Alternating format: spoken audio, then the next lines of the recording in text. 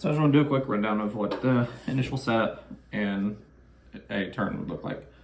So for setup, take all of the board and pieces, place them on the start rows. And it's worth noting, while they have different symbols, they are all functionally the same. These just have Aesir, and this one's have the symbols for Jotun and Elder Futhark. So each player will take one of their god decks, shuffle it up, and draw out 3 gods from their deck. They get to then look at those and pick 2 of them that they want to use. So I might pick this one and this one because I've never played with it yet. So I'll take those 2 and I will keep them, set them face down to the side. Those are going to be my 2 gods for the game. Once both players have selected their gods, we'll simulate those are the 2 Jotuns. Then we'll move on to the runes. And we'll do this 6 times. We'll shuffle them up, assuming they've been shuffled. And the Jotun player takes the first pick. So they might pick this one. And then I will take this one. Third card gets discarded. The next round, 3 more get dealt. And the Aesir player takes the first pick. So I take that one, and I'll pass that one over there. Discard the third. And keep doing that. Deal 3. Oops. And Jotun player picks 1. Aesir player picks 1. Third gets discarded. And I'm just going to skip it, but you would do that until each player has 6 cards.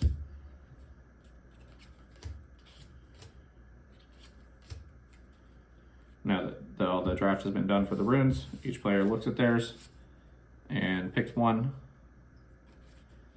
that they want to get rid of.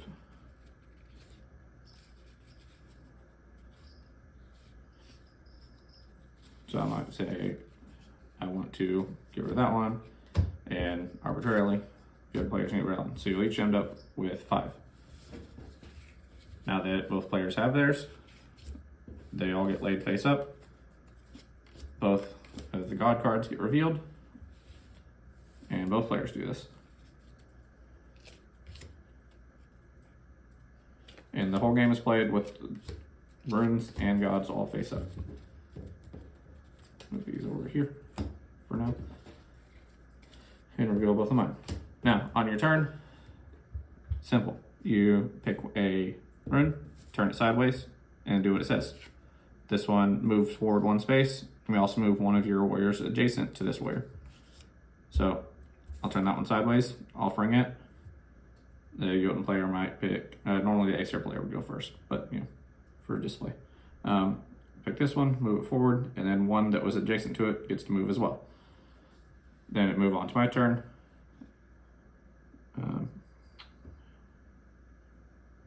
Let's use move to move one of mine forward. And this will continue on. Let's say arbitrarily we'll move some of these. Now, each one of the gods have a requirement for their offering. So this one is 1 or more. This one is 4 runes. And so I'll pick this one here since I only have 3. And at any time on your turn, rather than doing one of these, if you have enough offerings for one of the gods, you can perform a bloat action. So I will choose this one. It's pick a direction, and then for each offered rune, select a warrior and move 1 in that direction. So I've got 3 runes offered. I'm going to pick forward as that player, and then 1, 3 offered, 2, and 3. And each piece has to be a new warrior. And that also, because they're blue, I could, for example, move one of the opponent's pieces. And then once the god action is done, all cards are reset, and you're back to full board. And let's say on this one, interesting one, Oler. It requires 4 runes. Let's say I have 4 offered. This one lets me pick 2 of mine and use them. So I could pick, say this one, move it, and then pick this one to then jump that guy over. And once that's done, they all reset. And that's how turns go. If a piece gets pushed off the side or destroyed otherwise, like, nope, it's not. destroyed another way by crush, for example. They go here. I have to take my whole turn. Sorry, wrong side.